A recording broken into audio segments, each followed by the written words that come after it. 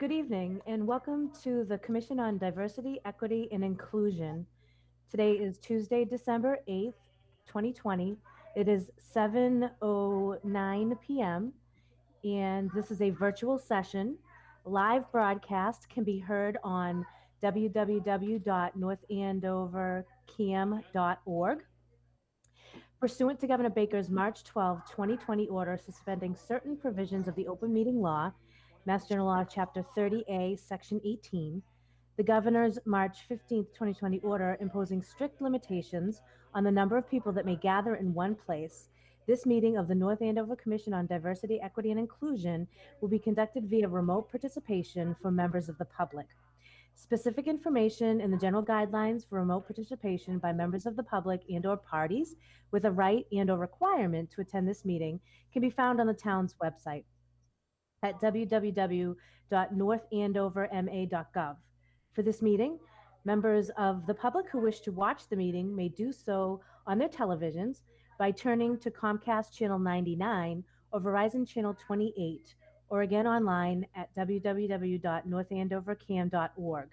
No in-person attendance of members of the public will be permitted, but every effort will be made to ensure that the public can adequately access the proceedings in real time via technological means. In the event that we are unable to do so, despite our best efforts, we will post on the Town of North Andover's website an audio or video recording, transcript, or other comprehensive record of proceedings as soon as possible after the meeting. Good evening, everyone. How is everyone Good doing? evening, Dennis. Good evening. Good. All right, so we've called the meeting to order. The second agenda item is for us to approve minutes from November 17th. So did everyone get a chance to look at the minutes from November 17th? Mm-hmm. Yep. Great.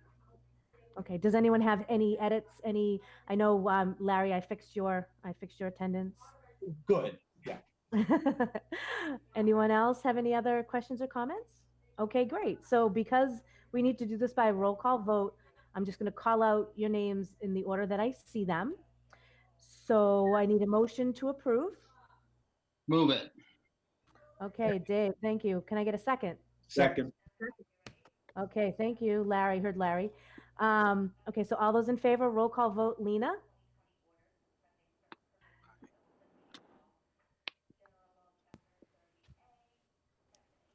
Aye. Okay. Larry? Yes. Deanna? Yes. Kathy? Yes. BJ? Yes. Lorene? Yes. Dave? Yes. Cantavera? Yes. EJ? Yes. Reverend Jay? Yes. Asia? Yes. Bria? Yes. Supraja? Yes. Jen? Yes. Ellen? Yes. And Tony? Yes. And Stacy? Yes. Okay, great. Thank you. So the meeting minutes from November 17th are approved unanimously. Okay. So next on our agenda is the storytelling led by Reverend Jay. So Reverend Jay gave us all a little bit of homework in a beautiful email that he had sent out. So Reverend Jay, I'm going to give you a couple of minutes to, prep us and take it from there.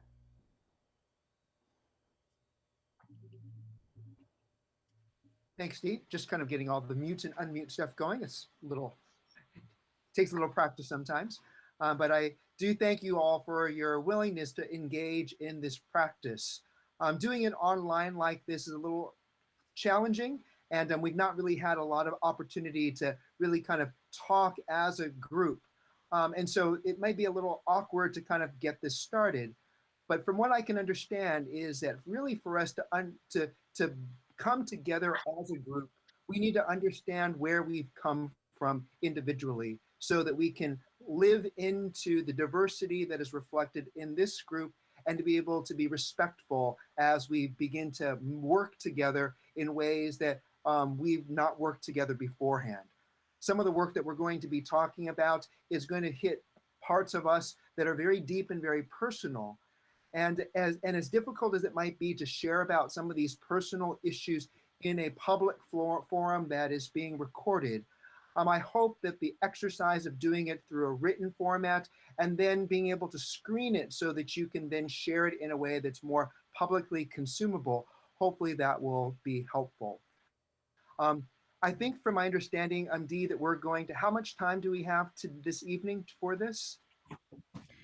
We have 2 hours for our meeting. I think that probably if we could maybe carve out an hour. Okay. And so what we'll do is we'll just kind of see who was able to have the opportunity to work on the homework in the last week. I know that my schedule was too busy that I really did not do the work that I needed to do to be able to share reflectively as well as in more kind of articulately. So I know that I'm not going to be ready to share today. But Dee sent you the link to some of the practices that are involved with Parker Palmer's developing a circle of trust. And oftentimes the circle of trust is really about engaging more conversation than it is really creating a space for storytelling. I know that that Cantor Vera actually has some good experiences with storytelling. And so I'll let her input as she would like in terms of how we can make this maybe a little bit more opportunity. But I just wanted to review the practices that are involved with the practice of the circle of trust as we begin to move forward. First off, we want to create spaces that are open and hospitable, but resource rich and charged with expectancy. And that really is going to come from our willingness to divulge and to be open with one another. I know that the first few people who share it might be a little awkward, but I hope that you will experience the grace that comes from this kind of a community that really wants to work together and to understand who is living within the community of North Andover. The second practice that we are going to be wanting to live into is the idea of committing to no fixing, advising, saving, or correcting one another. You're going to hear a variety of stories, and we simply want to be able to allow the story to be the truth that is presented and to allow it to sit and resonate within our heart, and not to try to fix the person, to advise the person, or to even say, I can't really believe X, Y, and Z. It's simply trusting that that person's experiences is that person's experience, and supporting and encouraging and coming alongside. And so it's going to be committing to no fixing as we are hearing the stories. What I want to do is to ask honest and open questions. I don't know if we're going to really have the time for that given this platform, but if there are questions that do come up after a story is told, we want to ask them honestly and open and to hear each other into the speech. The fourth practice is to explore the intersection of the universal stories of human experience with the personal stories of our lives. And so as you hear the stories that are shared, universal stories, and how your story might intersect with that, and how you can learn from that person's story to benefit yourself and to go deeper in terms of your own truths and in terms of your own life. And the fifth practice is to use multiple modes of reflection. That's the reason why I asked you to take some time personally to kind of reflect and to write out your stories, or to use the prompt questions to be a place to create your story, because oftentimes people can't think out loud. And so using that personal time on your own is one of the modes that we're using to allow you to dig deep and to find your story that you want to share with this group. And most importantly, even though we are on a public platform, is to honor confidentiality and to make sure that what is shared here stays here as best as we can do at this time. So after going through those 6 points, are there any questions or comments? Or I don't know if Cantor Vera, if you have other things that you would like to bring to the group in regards to how to create a space for storytelling. Sure, I'd like to put my oar in for a moment, if I may, to just piggyback off of the beautiful, beautiful guidelines and prompts that you shared, Reverend Jay. And that is, insofar as we can, and this is a very public way to do it, to do our best to create a space that is both honest and supportive and also brave, and confidentiality is a part of that. So just to be mindful that this is all being recorded and publicly accessible, I want to invite us to make sure that when we are preparing to tell a story and when we are preparing to respond in whatever ways the facilitation allows for, to somebody else's story, that we commit insofar as we can, knowing that we're human and not perfect, to using I statements rather than making generalizations about other people, and to asking ourselves before we start to share something, is this my story to tell? Is this a story that I can tell honestly from my own experience? Does it involve somebody else's story in a way that I might want to get their consent before telling that story publicly? And if so, have I gotten that consent, and have I gotten it explicitly? So just to make this as safe a public space as we can and as authentic as possible to our experiences, and to remember that we're just speaking for ourselves. That's all we can do as human beings, and hold each other, and as Reverend Jay says, be as supportive as we can and as receptive as we can to other people's lived experiences, because our own experiences are what we have to work from, and we have the benefit of hearing from one another and the opportunity to learn from one another. That's all I got. Great, thank you. So did anyone have the opportunity to do the work this week? I know it was a busy week. Kathy, Dave? Okay, so Kathy, you want to kick us off? Sure. Be All happy right, to. thank you. You're welcome. And we said about 10 minutes, Reverend Jay? Okay, Sure. Uh-huh. yep. All right, thanks, Kath. You're welcome. Mine is much shorter than that, but I answered the question, when did you first discover race, that people have different skin color?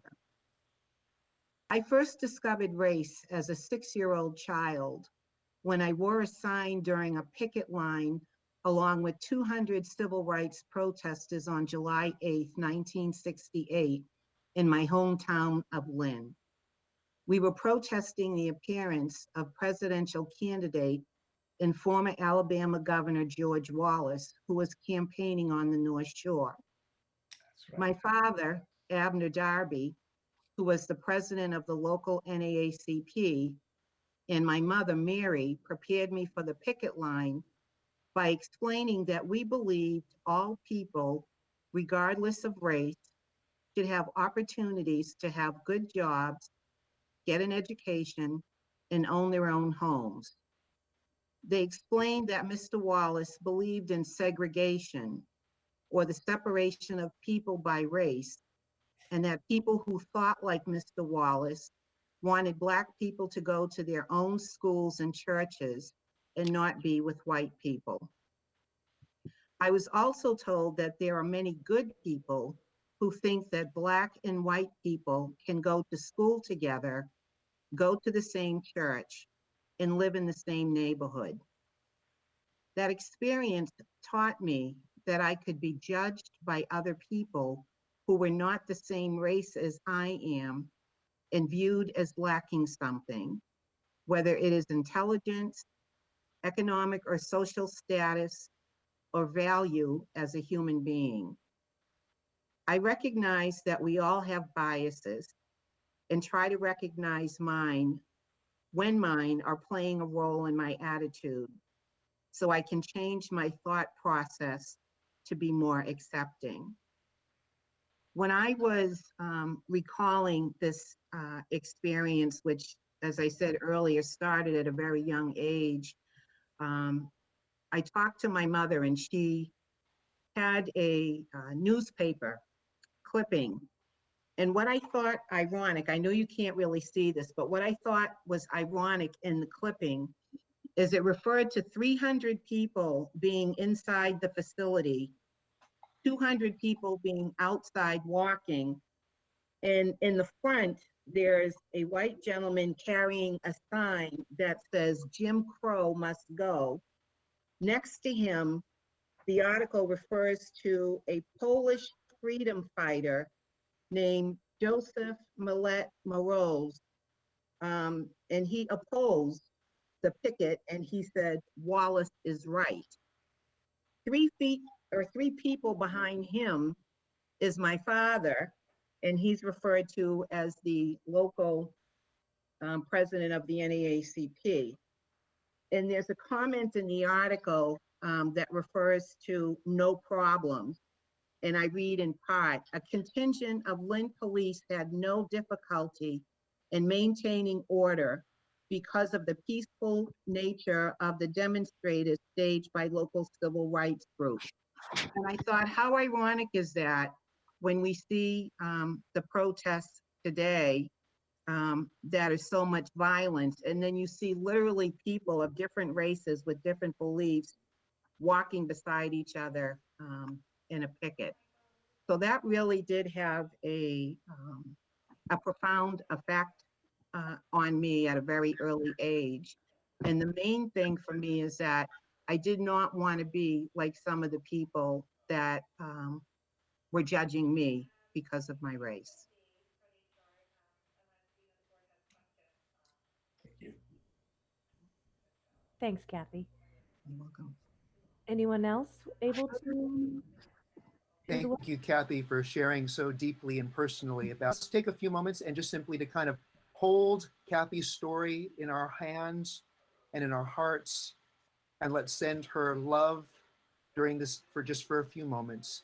Since we can't be with her in person, let's do this online. Let's hold our hearts and send love to Kathy for her story and thank her for her honesty. Thank you.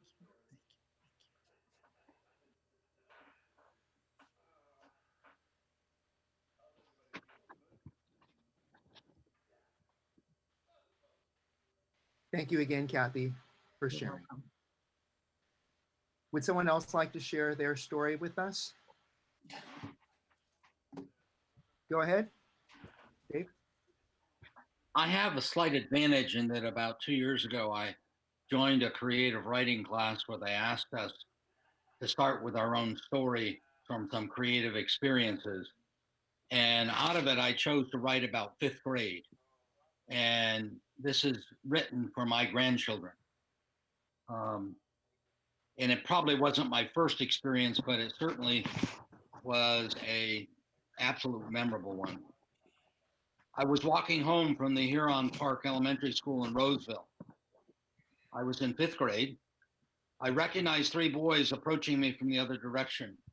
They came up to me, not saying, "Hi, how are you doing?" But instead, one moved his face very close to mine. What was happening? I was confused and disoriented. I didn't really know what was going on. But then I heard the angry voice. "What were those niggers doing in our neighborhood last night?" I pushed him back and said, "Those are the people who work with my dad." Again, coming at me so close, I could feel his breath, even his little spit. "You tell your dad those people are not welcome here. This is a white neighborhood." Then grabbing my shirt and a second boy reaching for my arms, he started slugging me in the chest and then my face. Soon I was on the ground and they continued to hit and kick me. I tried to get free, but I was clamped to the ground by the second boy. I groaned and yelled, "Stop it, stop it." They finally stopped, and I could hear my breathing and feel my chest beating hard. They yelled at me, "Keep those niggers out of here. Tell your dad we don't want those niggers here." Those 3 thugs walked away, leaving me on the ground. I started to rub my face and then my eyes. I could feel the tears on my cheeks, and everything seemed to hurt in a way that I had never felt before. I was slowly beginning to stand up. There was a little blood on my nose. I had never been hit like that. I hurt all over. I walked home very slowly. What would have taken me 5 minutes must have taken me 15 minutes. I ran through the back door and went straight to my room. I didn't want anyone to see me, especially my mom. I was sure she was home. A few minutes passed when I heard her talking to me through the door. "David, are you okay?" Serious, I was called David. She knew this was not my customary way of entering after school. I sobbed and said, "Yeah, sort of." She asked if she might come in. I said, "That's up to you." She came in and saw my face and said, "Oh my, what has happened?" She ran to get a washcloth and wiped off the blood and the dirt. She kept asking me, what happened? We talked a long time about what had happened and what it all meant. She talked to me about the work my father was doing to help those in the inner city, the Black people and their families. I responded by saying, I was really proud of what my dad was doing. We talked together about the tensions between races, and things were so tough and always so unnecessary. She finally asked me, are you scared? I said I was a little scared, but more than that, I was mad. Those people who came to our house last night for dinner, they're wonderful people. Those three guys are jerks. That story was 64 years ago, but it still comes to mind very quickly.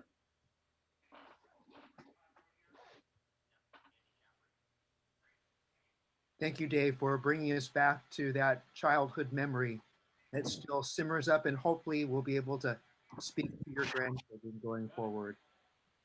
Let's just take a few moments, hold Dave's story, and send love his way in appreciation for his honesty and his sharing. I can tell you there are about 4 more stories to go with that, all during 5th grade. Almost all of them involve something racial. Really?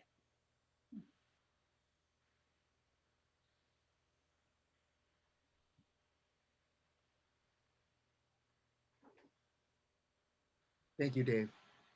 Thank you. Just go ahead. Jay, I'm not actually going tonight, but I just want to say, Dave, I appreciate you telling us that story. But I think if we could not use the N-word, I know it was part of your story and in context, but I would imagine it's not something that people of color or Black people want to necessarily hear and could cause further trauma. So if we could just think about that in the future stories, I know I would definitely be appreciative.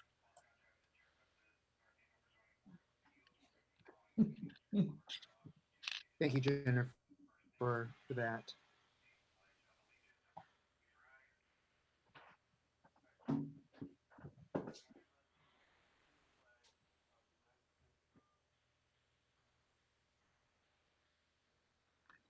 As we transition, is there someone else who would like to share their story with us? Don't have anything interesting to say. I encountered my first Black person as a freshman in high school. So I don't have much a dramatic story like Dave did, although I caution about whitewashing the past. So.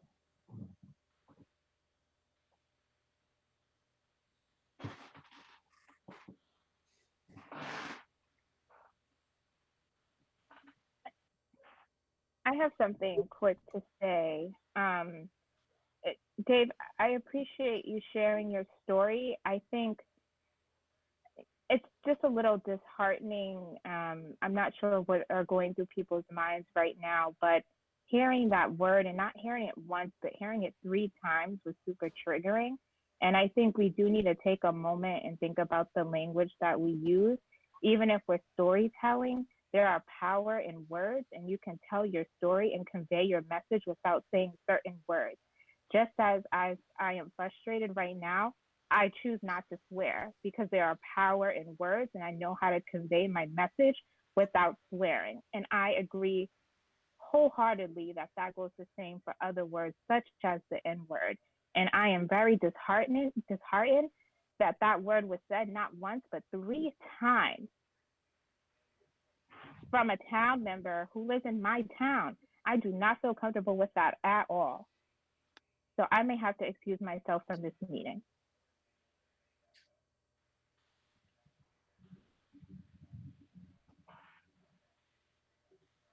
I appreciate your honesty. And I guess we are learning how we need to live together as a community with the differences that we have here. I don't know everybody's name. And so I'm sorry, Asia, did you have your hand up? Yeah, I was gonna share, but if we're still like talking, it's okay. I think If we're like not ready to move on. that up to the expert, Reverend Jay. Should we move on, Reverend, or move on to a different agenda item?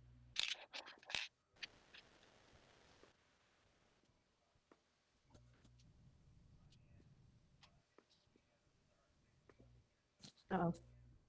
I think he may have frozen. Yeah, I think we lost contact with Reverend Jay.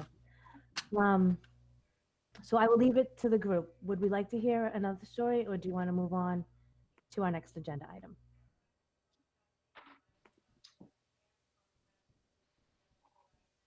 I think we can move on with the storytelling with just Yeah. keeping everyone, be respectful. The wording we used, I understand that was storytelling, but obviously it's very offensive. Affects different people different ways. So just try and, be respectful of everybody with the words you use. Okay, thank you. Oh, Cantavera, jump right in. I want to, I want to thank Dave for sharing his story. I want to thank Jen and Bria for speaking up. And I think one of the most important things we're doing here is continuing to learn from each other, which includes learning about perspectives that we might not have taken into account, and learning how much the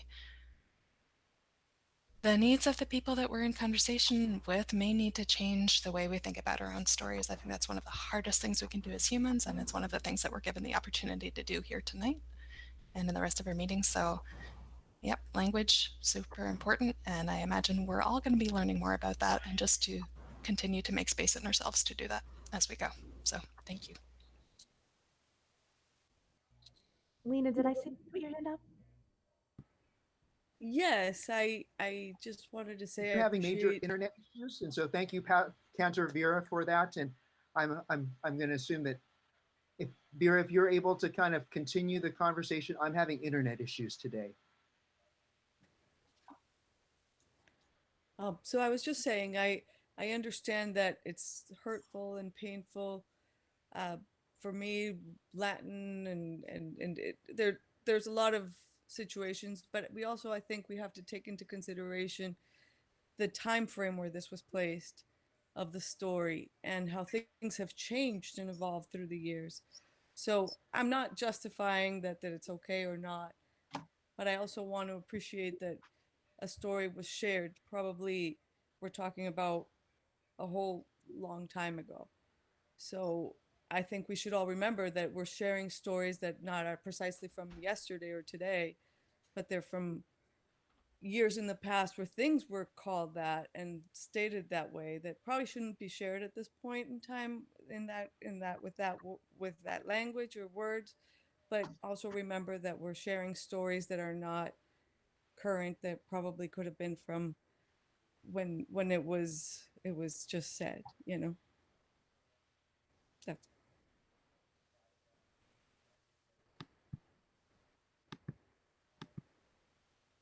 Did I lose you? Nope. No. Asia, did you want to tell your story? Sure, I can go next. Um, I don't think it's gonna be 10 minutes, but the story that I wanted to share was based off of the prompt that said, "When was your being different pointed out?" This story might be a little bit surprising because it actually has nothing to do with me being Dominican, which is usually what some things that I deal with. It usually has to do with me being Dominican or Spanish or something like that. It has to do with me just being different. When I was about 8 years old, my father and I were at the airport getting ready to check in for our flight to Florida. It was mid-December and it was my first flight I've ever been on. The first flight that we were supposed to go on got delayed and we couldn't get a ride home, so we had to sleep at the airport. And so it was my first time. I was excited and I didn't really care about the circumstances. Our flight was finally ready to board and we were going through security and baggage. One of the men working there looked at my dad and said, "Your daughter's so beautiful. What is her name?" My dad said, "Aisha." And the guy said, "Oh, wow, you guys must be from the Middle East. That's a very Middle Eastern name." My dad said, "No, we're Dominican. Sometimes we do get mistaken for being from the Middle East, though." The man working said, "Here, take this. It will get you through the line faster." And he gave my dad something. He handed us a bin that ended up leaving us to a strip search. They asked me so many questions that I could barely comprehend because I was only in the second grade. They assumed that I was Middle Eastern or something because of how I looked. It was the wrong assumption, but it was still something that I had to deal with. Either way, we gave no indication that we were there to cause harm or any trouble, no matter what we identified as. We were still treated unfairly. This was something very difficult and something that I'll remember forever. Thank you. That's all I got.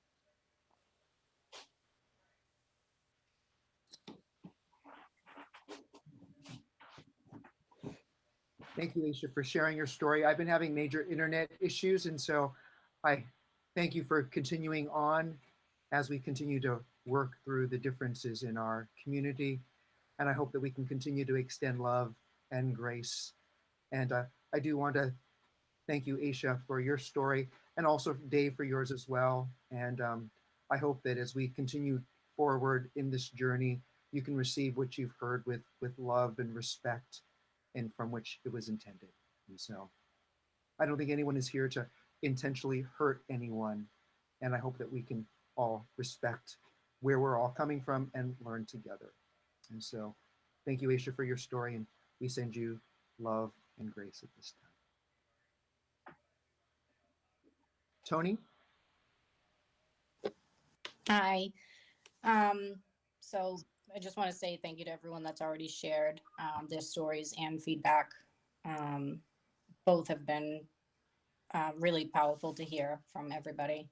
I didn't write anything as eloquent or I guess even powerful, but I just kind of wanted to share my story. It's not 10 minutes long, but I just kind of wanted to share based off of the questions, my experience with race. And basically for me, it started at the age of 3, noticing any differences, that is. I was adopted, and the parents who adopted me were white and had 3 other children. I'm of mixed race. So it was evident to me right up from that age that I was very different. It wasn't pointed out in a negative way. It was just very noticeable. I had very different hair than everybody in my family, and no one really knew how to handle that. And I went to a very predominantly white elementary school, middle school. So as a child, you know, kids weren't intentionally inappropriate about it, but very curious because back in the early 80s, there weren't a lot of mixed race children that I could identify with. So it was either you were white or black, and I kind of had this unique thing of myself where I was both. So children had, you know, the kids I went to school with had a lot of questions, and I never really had answers for them because at home I was just another one of the children, even though I knew I was different. So there was a lot of unintentional, inappropriate things that I've kind of experienced over the year. People wanting to play with my hair because it's so different. Again, you know, just not really knowing. And I think we're starting to see a lot more of that nowadays, where people are starting to talk about kind of those privileged or unintentional, inappropriate behaviors that a lot of people didn't really kind of realize were not right. So that's kind of just been my experience as someone who's mixed race. There's been obviously some negative judgments and stereotypes over the years as well, but I've also been very embraced where I've grown up and as I've grown as an adult. So like I said, I didn't put anything eloquent together, and I can't think of any particular incident right now that, is powerful, but just wanted to kind of share my story.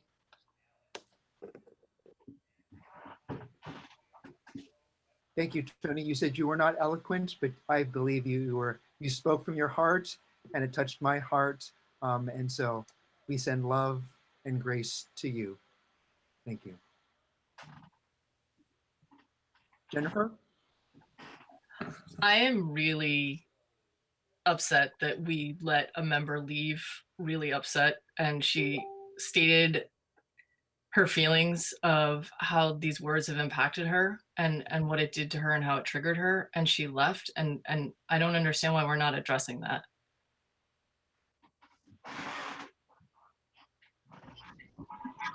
And what would you recommend?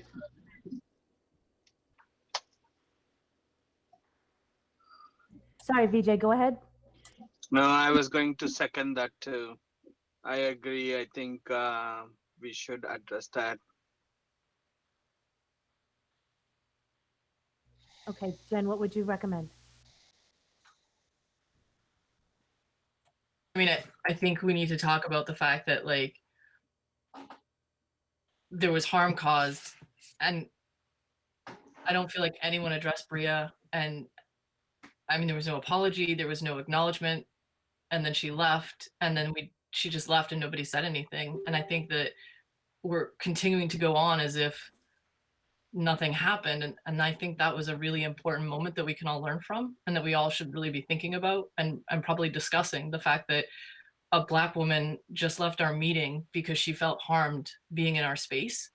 And what does that say for this space when we're supposedly trying to create this warm, caring, trustworthy environment? And I don't know if she's going to come back to this space. And I think that if we can't make a place where BIPOC folks can feel comfortable, then we are epically failing right from the start. And I don't have the answers. I don't know everything, but I am really sad and concerned that things are just kind of going on as if nothing happened. So this is my first time with storytelling. So Reverend Jay, when that has happened, or even Cantavera, because you've done this before, when that has happened in other settings, how is that addressed by whoever's leading the discussion? And so my internet is having issues. And so right when, her name is Bria, I don't even know her name. And so when Bria was having issues, my internet cut out and I disappeared. And then I came back in and things had moved on. And so I apologize for not doing a better job of facilitating it given the internet. I don't know, Cantavera, you were speaking when I came back on. Can you fill in what happened after she left? Sure. I made an attempt, which was probably inadequate, to honor what I understood of her experience to be harmed, and also to honor both Dave and Jen's process of speaking as well, because the sharing of stories is important and the reactions are important. If the question on the table is how we want to proceed, and suggestions are being looked for, I'll say from my own experience, in a situation where harm has been caused, we try and right that harm, right? And that may not be able to happen right here in this meeting, particularly in a big group public setting. That's a hard way to resolve things like this, but I think it would be helpful if after the meeting is done, we find some kind of process that could proceed ideally between now and the next meeting to talk about what happened, to have perhaps all of us and perhaps a smaller group of us see if there is a way of addressing it in a way that allows everybody to move forward together. Yeah, no, I think when somebody is hurt, we want to respond, right, as a group. And I think in terms of my experience with it is I've never had a situation like this where someone simply just kind of logs out. When this has happened in a personal setting, it's easier to be able to come alongside the person in a way that they will not, even if they might leave the room, they might not have left the building. And so it's easier to be able to kind of re-engage once again. once someone simply logs out, there's no way to be able to have any contact. And so this is all new as well in terms of how to move forward in an online platform and to create a safe space where it is very easy to kind of lose connection or for someone to simply log out. Says, I think it's something that we'll need to take maybe offline and to follow up with Bria personally to have that conversation with her, as well as maybe talk with Dave as well, and maybe to see if there's something that we can do to be able to bridge the hurts that that arose from that situation. And sorry, I'm going to jump in very quickly. And Dave, I see that you also want to speak, so I'll try not to take up too much airtime. I think, you know, it might be helpful also to do some work between now and the next time we meet to talk about ground rules, because inevitably we are all coming to this forum with our own histories and our own sets of assumptions about what will and won't harm other people. And sometimes we're wrong. We're human. So we talk with each other and we try and arrive at something I think that is more tightly crafted as a set of ground rules for ourselves, and hopefully with buy-in from as many parties as possible. You got Lena and Dave, and so Lena, do you have a question or a comment? Sorry, I think that it's just a very open space. Like when you talk about storytelling, it can encompass so much, and so it could be so. So I agree 100% that some limitations, especially when it's so public, and it can be so hurtful for so many others in different contexts of where you've been, where you come from, and the way you live. So I think that just a little bit of more ground rules would be great, because when it's so public and so open, there's so much that can be said. Remember, we are all different. We are completely different, where things can be correct for you and wrong for others. So it's a little bit scary to storytell in a public space like this, and to be free and open to tell your story when your history can be so different and your background can be so different.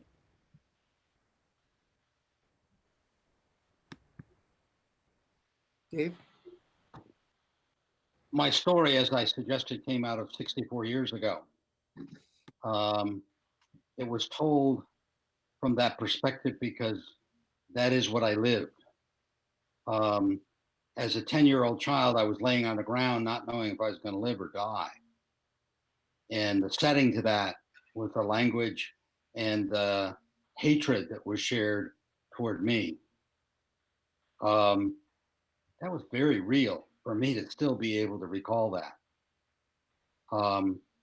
Yes, the setting was very different than it would have been today, I hope.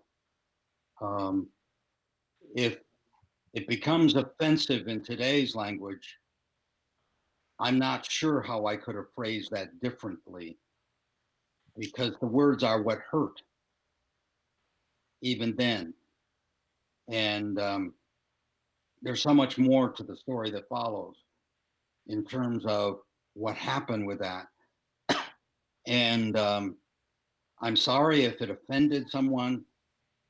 I thought we were on the ground rule that we were telling stories as they happened. And that was very much a part of what happened. So Dave, I'd push back a little bit on that, and I appreciate the power of the story, but I would note that you're centering yourself in the experience and how those words harmed you. But we're not addressing the fact that in this present time, it really harmed a member of this group. And I think we all would have absolutely understood the power behind what you were saying if you had just said the N-word. I don't think there was a need to actually say the whole word, especially given the volatile nature of just the country right now and how people are feeling. And then when Bria articulated it, I mean, I think she made it really clear how that triggered her. And so I appreciate your story, and I think it's a really powerful story, but I guess I'm not in agreement that there was a need to actually say that word. I think it could have been just as easily conveyed by substituting it with literally saying the N-word. I hear that. I don't hear you saying you hear my pain. I hear your pain from 64 years ago, but I am much more focused on Bria's pain right now as a Black woman who is continuing to be oppressed in this country. And I appreciate that hurt you and that was upsetting for you. But I think we need to also kind of take out the moment. Like that was definitely sounds like a very painful moment for you. But I also kind of wonder, like, are you able to see the harm that just caused somebody right now in real time? I've just said, I see that in today's world. The story didn't take place in today's world. And I'm sorry I used words that are offensive in today's world. And so I do, I do thank you. I thank everyone for being honest about the challenges that we are at. And I think this is the reason why this commission exists, so that we can be able to kind of work through these issues in a smaller microcosm and hopefully have these kind of opportunities to dialogue. I think Cantervere is correct that we do need to have some more ground rules. I think that the Parker Palmer ground rules were a little too general. And so I know that I've worked with other groups where we've needed to draft ground rules before the storytelling took place. And I apologize that I did not have the foresight to be able to talk about the ground rules before we actually began. And so we probably need to spend some time kind of drafting the ground rules and making sure that everyone is clear about the language that we should use in our stories so as to be able to not cause further harm moving forward.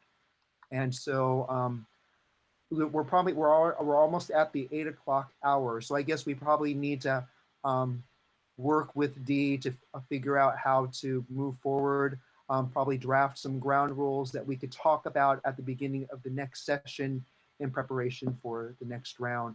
And know that we are learning together and that we need to create this circle of trust, as Parker Palmer was talking about, so that we can recognize that we have differences here, we have different experiences, and how we listen to one another and respect those differences moving forward is going to be baby steps each part of the journey. And so I appreciate your patience through this and your honesty through all of it. And so Dee, why don't I hand it to you to kind of make the transition? Okay, thank you, Reverend Jay. So the next item on our agenda is to talk about the permanent officer positions. And I sent a little bit more detail in my last email about what the expectations for the permanent officer positions would be. Again, the chair, I'm the interim chair. I was only meant to be the chair for a short period of time. So I was hoping that someone would volunteer to be chair. We need a vice chair and we need a secretary. And trust me when I say I will not abandon the chair. I will continue to give plenty of administrative support to the chair. It's not a lot of heavy lifting. It's just basically, monitoring the meetings, and I will help people post agendas and all of that. So I hope people were able to give it a little bit of a thought in the interim between our last meeting and this meeting, and wondering if anyone would be willing to volunteer.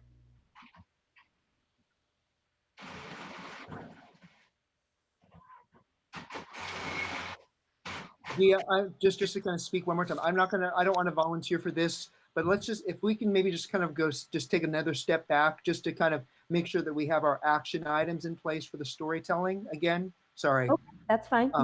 And so I was thinking that we might kind of just wrap that up.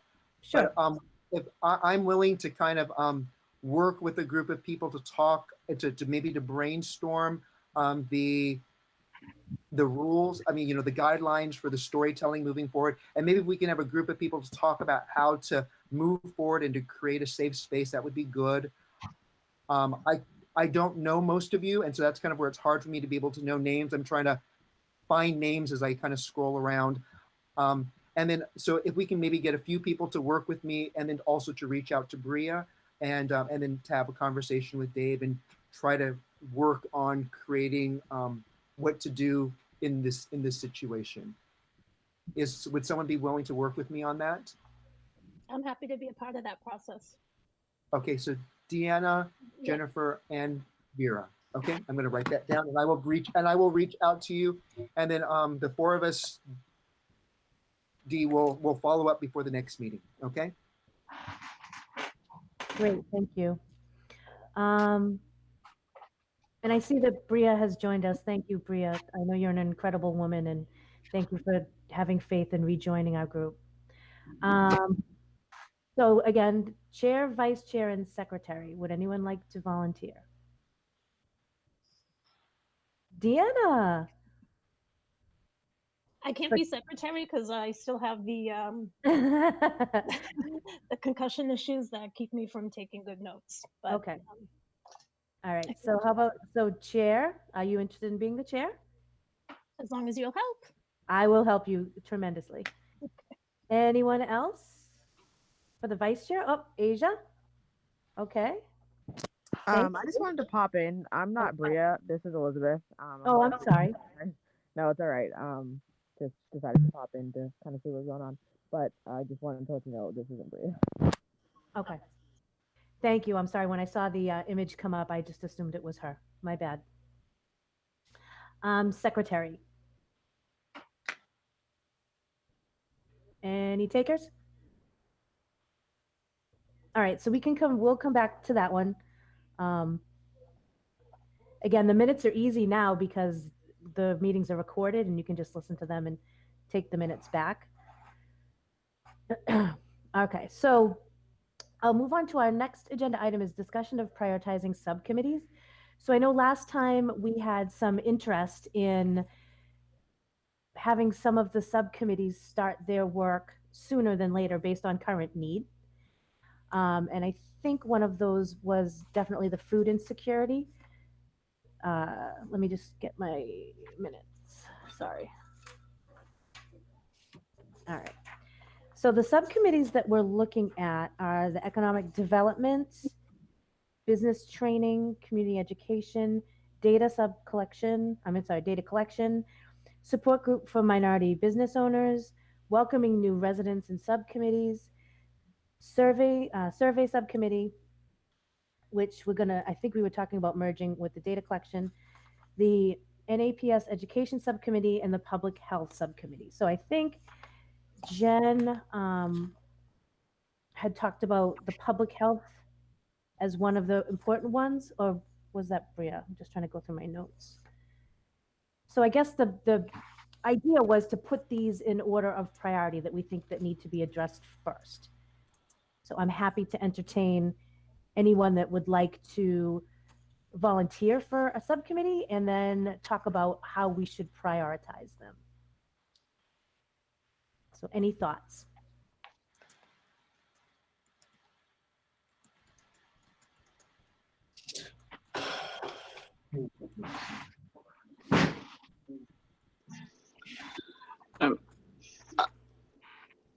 I can start. This is Vijay. So, one of the subcommittees we discussed was about data, right? To look at data and do some mining and see where we are and how things are going. So, for me, the plan that you said, 2-3 people looking at it, each subcommittee sounds good. Small team is better. Of course, before we do, we always get a group consensus before you take action. But as a small group, it's faster to move things when you're in a small group, right? Versus everyone working on everything. I mean, this is how I work in my office too. Is we divide ourselves up in small groups, attack, and then come back as a group. And take a common decision to move forward with whatever that subgroup comes up with. Great, thank you. Okay, so Vijay will head up the data survey subcommittee. All right. And yeah, that sounds good. I'm sorry, Vijay, did you have something to add? You came back on? No, I was just going to say, yeah, that sounds good. Okay, great, thank you. Anyone else have any ideas for the subcommittees? Yes, Lena, thank you. Sure. So I think that everyone moves at a different pace.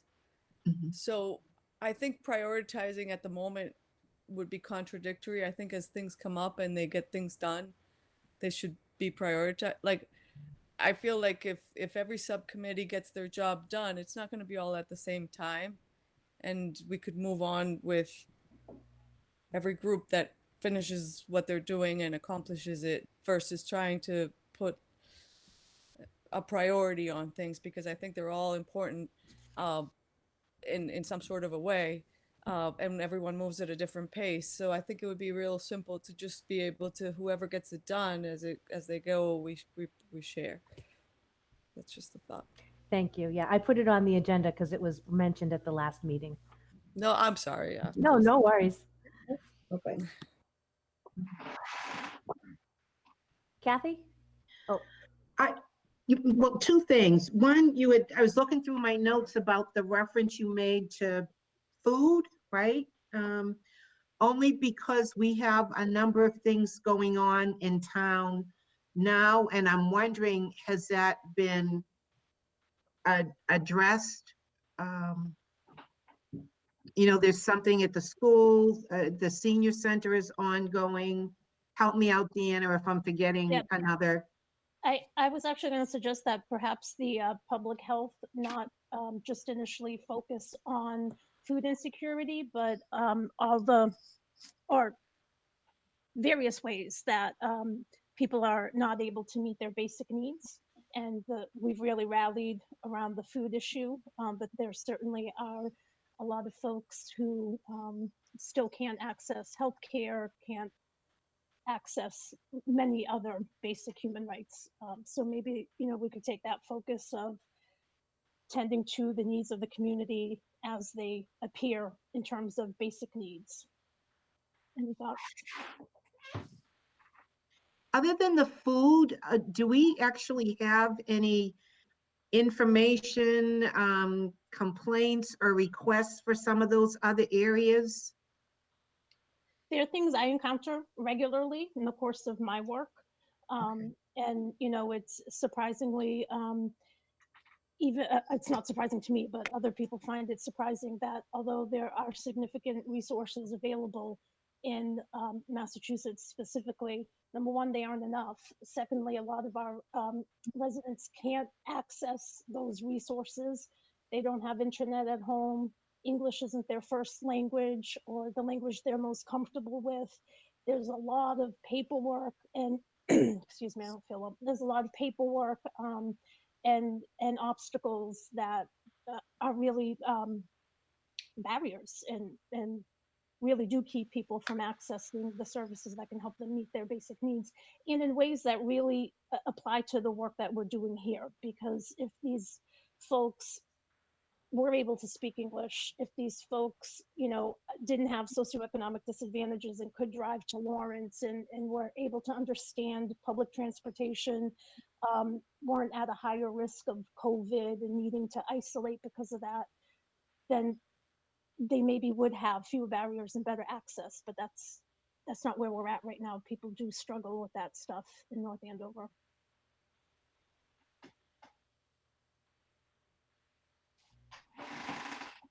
thank you, Deanna. Any other? And I understand I wasn't here last meeting, but I think there's another big topic that is addressed now, and it's the kids that are not complying with their grades and are not being able to deliver academically because they don't have the ability to log on and be on, or the parents at home because they're working to be able to get their job done, or have them to be told to do it because they're at their age group that they need some enforcement. I think that if I could suggest to that be another committee to visit these kids or do something where we can help them, motivate them to get back on track academically. Lorraine, do you or want see what they're missing, if they're maybe the parents never picked up the iPad, or just another issue that I'm complicated with the grades in school. Mm-hmm. Sure. Lorraine, do you want to address that? I can address some of that, Yeah. sure. So if I am made aware that a family does not have internet access or that capability, or still needs a Chromebook, although according to our records, we've handed out Chromebooks to every student. Sometimes they break. I've had, I had phone calls about that. So I know right before the holiday, Deanna and I were involved with a couple of families, and I got hotspots out there. I had another family today that I got a hotspot out to. I'm also working with Rob Johnson at Woodridge right now, and we are hoping to be able to provide a program in their community center following the holiday. I have a letter that should go out tomorrow or the next day, inviting parents whose students are in the fully remote model to access the community center. We will be looking to hire a couple of staff depending on how many students actually decide to do that. We looked at the number of students who are fully remote who live at Woodridge, and we think we can get most of them K through 8 into the community center. We also will have a nurse who will go up there and check in on students, and we will also deliver meals up there as part of this program. And I'm working with another business person in town who had approached me and who was looking to see if they can use their place of business, and they would provide staffing to also provide some supports to have children come there and have adults available to help support kids who are struggling to learn remotely. So we're investigating options as we can. And certainly if anyone hears of a family or students who are not able to get access, please don't hesitate to call me, or if you let Deanna know, she knows how to connect with me. We've done it numerous times. So please feel free. Yeah, I just didn't know if it was like somewhere like a subgroup.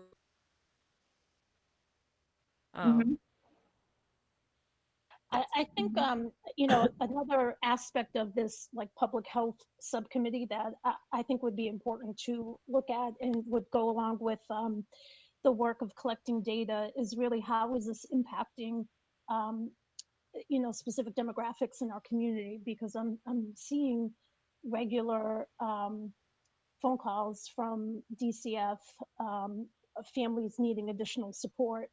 And, I have to wonder, why is it only families that have low income, families that have not only, but predominantly, it's calls about families that have fewer resources. And we know that the indicators for these children and positive outcomes, we know what all these indicators are. And now we've added this additional stress, but have we added any additional resources to support the families that are ending up at the door of DCF? And, in some cases, very rightfully so, because they need the additional support and things are happening that shouldn't be happening. But I really feel like this is what we need to be looking at is how are we failing these families in our community? And these families are the most diverse, and they deserve the same equality and access to the services as all the other families. I think it's because they're working, they're home, they're not home, and the kids are not supervised, and they have to do what they have to do. And it's very complicated when you leave a preteen, to expect them to do what they have to do. And we know, as providers, there's no other choice.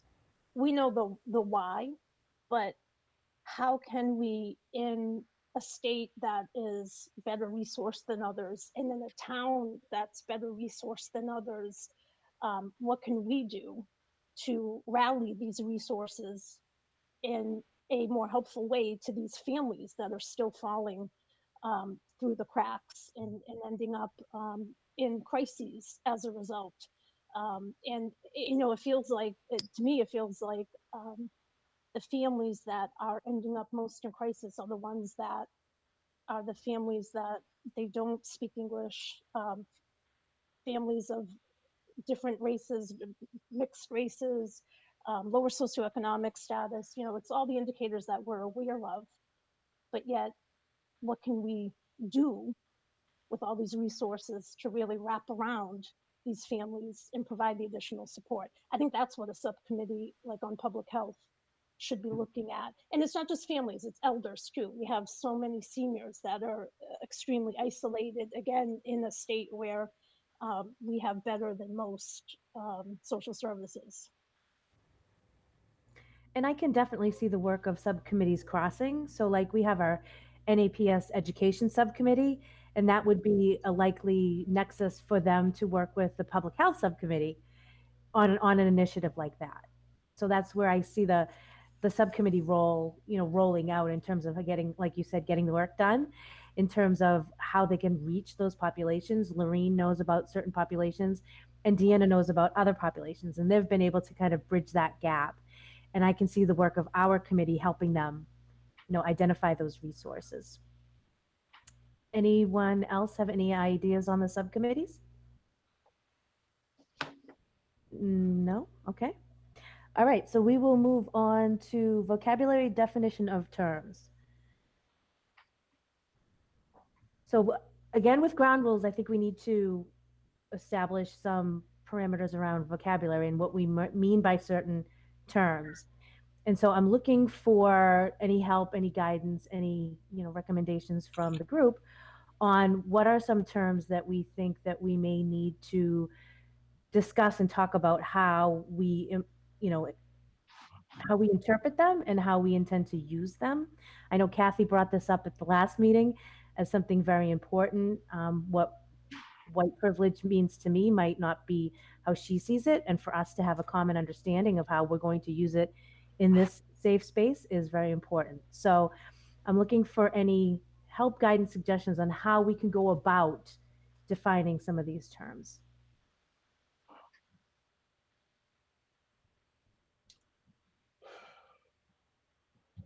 I think we're going to have to determine what some of those terms are as well. I think that might be a beginning place.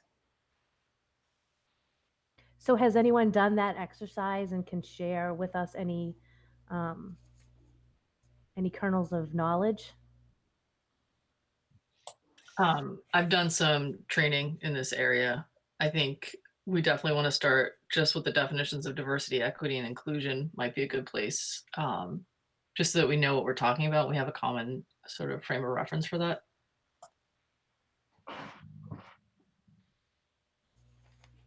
Great, thank you, Jen. Anyone have any other terms that we want to? I mean, I can just keep throwing stuff out if you want. I mean, please do. So there's dominant culture would be a thing that we should talk about. Okay. And what the dominant culture is and what that means. I'm just going to pull up I just did a training on this for folks at my college. So let me just pull up what I have. Perfect. So obviously race and racism should be just probably defined. Prejudice should be defined. Privilege should be defined.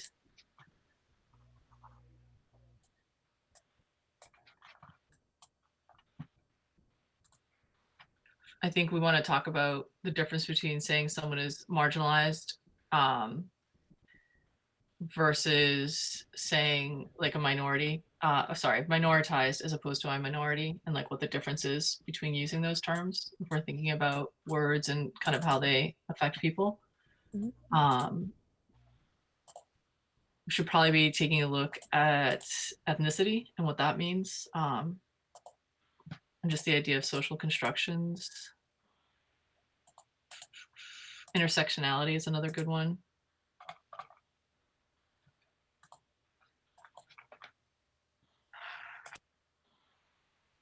I don't know if there's anything anybody else wants to add. Jen, do you have, I remember back in grad school days, having a lot of materials that we would use as a common ground to discuss these themes and topics. Is there something that in an academic setting, you go by what's the standard for, your major? Anyway, is there something that you have, Jen, that you use in your training that is, you know, kind of like a gold standard, pretty well accepted across disciplines that we could use as a starting ground? So yeah, let me grab a book really quickly. I'll show it to you guys. I have a ton of books, and so I mean, I think that's definitely a good place to start. So this is one I would suggest that we maybe consider as a common read. So you want to talk about race, and I think that one would be incredibly helpful for everybody. There are also quite a few others that we can get into, but this might be a good idea for everybody to pick up a copy and just kind of go through it, because I think it will help us in terms of definitions and frameworks. Jen, Um, I'm sorry, who's the author? So Ijeoma Olu, so Ijeoma Oluo. Great, thank you. And then the other one, this is for younger folks. Hold on. Tiffany Jewell's book. So this is for like middle school kids and high school kids. This book is anti-racist, but it's actually pretty phenomenal. It's by Tiffany Jewell. And what it does is it goes through and it helps you understand your own identities, regardless of what your background is, and kind of gives you just, it's almost like a workbook. Like you go through and you can think about your own identity and kind of what prejudices and the histories that we carry and how we bring those to situations and how they may affect others. So this one might actually be a really good one for everybody. This you can read in an hour. It is very, very quick read. But I think would be incredibly helpful for people to start doing some basic mapping of kind of their own identities and history, and really helping to kind of parse out what a social identity is versus a personal identity, and how those identities are developed and affect us and how they affect how people treat us. Great, thank you very much. Okay, so actually, Jen, can you put those in the chat, just the names of the books? And I was going to reach out to Kathleen and see if that's something that the library could get us copies at their, you know, reduced rate. So I will email her tomorrow to see if that's not something that we can get each of those books for each of us. Excellent. Thank you, Jen. So I think in terms of a segue into our next agenda item, which is future business and future agenda items. So I think maybe if we all think about these terms, and also if we can get the books fast enough, start working on a discussion in our next meeting about these terms and how we're going to use them as a community, and understanding where each other is coming from. So that's one item I'd like to see. I would like to continue the storytelling, although I think we need to make sure that we have Reverend Jay's group's ground rules prepared ahead of time and discuss those prior to storytelling. So ground rules would then come before storytelling. And also discussion of the subcommittees will continue that. And obviously our housekeeping items on the agenda. Does anyone have anything else that they would like to add to next time's agenda?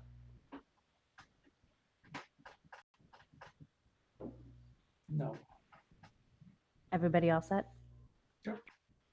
I also think that this is Vijay here again. As in my company, when we had to address topics like these sensitive topics, right? The message from leaders really drove the message, right? Like we are going to do this. They are the ones that are setting the tone. I think same thing in our town of North Andover. They should be setting the tone, like not make any specific things. That's what this committee will do, but some broader statements, right? For example, they can put a statement that we want town to be known as the most diverse town in whole United States. That could be the vision of it, right? How long it takes and all that, you know, this town could be, but setting the tone from leader makes a huge difference. It made a huge difference in my company, and we are fundamentally changing. Right? Thank you. That's an excellent point. Yeah. I'm sorry, continue. I didn't mean to interrupt. No, I was just saying, you know, if we could work on that and, start preparing the selectmen and everyone on this thought process that, hey, maybe 2021, this is one of the big agenda items from town of North Andover. I love it. And I will actually absolutely bring that up to the town manager tomorrow when I see her. Great idea. Thank you so much. Anyone else? So I've been talking to Bria. This is Elizabeth. Sorry, don't mean to. Oh, thank you, Elizabeth. Interrupt. Bria at this time does not want to come back to the committee. She's very upset, obviously, and is really struggling with wanting to be a part of this anymore. I just wanted to put that out there. She is asking that I request that she is left alone for the time being. I know some people said that they wanted to reach out to her. Like I said, she requested that that not happen. And yeah. Can I? Sorry. I'm sorry. Can you send a message to Bria for me that, she and I had dinner and I think that we made a connection and I would like to reach out to her. It was my plan to do so after the meeting anyway. If she feels otherwise, I will absolutely respect her decision. But I think we had a connection and I really would like to speak with her if I get the opportunity. Thank you. I can definitely tell her that you are interested. I will let her know. Could I make a second request, Elizabeth, if you're willing to convey it, which is just that if she doesn't want to be talked to right now, if that changes, if she would let us know in some way, if she'd be open to somebody reaching out. I will let her know that as well. Thank you. I also second that or third that.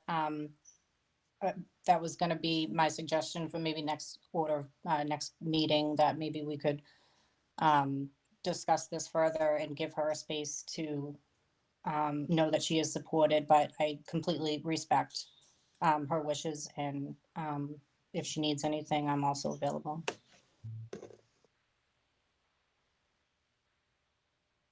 Thank you. I will let her know. Thank you for bringing those messages back, Elizabeth. We appreciate it. Okay, so the next item on our agenda, item 8, is to schedule a next meeting. And we are looking at 2021. And I pray to God it's better than 2020 every single day. All right, so Tuesdays, Cantavera, do Tuesdays work if you have enough notice? Yes, they do, and that's very okay. kind of you to check. Yeah, as long as I know, a week or two in advance, I can move things around. Perfect, thank you, because we really value your attendance here. All right, so let me just switch screens.